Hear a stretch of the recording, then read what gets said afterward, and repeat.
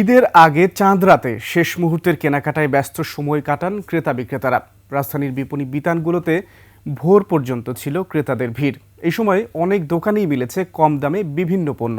আরও জানাচ্ছেন সঞ্জয় অধিকারী। ক্রেতাদের এমন ভিড় দেখে বোঝার উপায় নেই সময়টা মাঝরাত পেরিয়ে গেছে। চাঁদ রাত হয় সবার মাঝেই উৎসাহ যেন একটু বেশি ছিল। অনেক দোকানেই মূল্য ছাড়ে মিলেছে বাহারি পণ্য। প্রাইজের কথা যদি বলি, অন্যান্য বছরের তুলনায় মোটামুটি ভালো। এবার চাঁদ রাতে যেহেতু মার্কেটে দোকানদাররা দামটা ছেড়ে দেয়, এই জন্য আরো বেশি মানুষের ভিড় থাকে। একটু কম পাওয়া যায় কিনা, ওই কারণে আসলে আজকে আসা। ব্যবসা ভালো হওয়ায় স্বস্তি মিলেছে দোকানিদেরও। লাস্টের 10 দিন, সেই 10 দিন আলহামদুলিল্লাহ বেচা কিনা ভালো হয়েছে। আর এই চাঁদ রাতে আমরা এতটা আশা করি না যতটুকু আজকে হয়েছে। মাল তো রয়ে যাবো, পার্টিরও টাকা দিতে হবে, লেগে মনে করেন কমে বেচছে, কোনো মতে টাকা নিতেছে। এবার বিভিন্ন পণ্যের মান ও দামের সমন্বয় ঘটায় ঈদের আনন্দ বেড়েছে বলে জানান অনেকেই।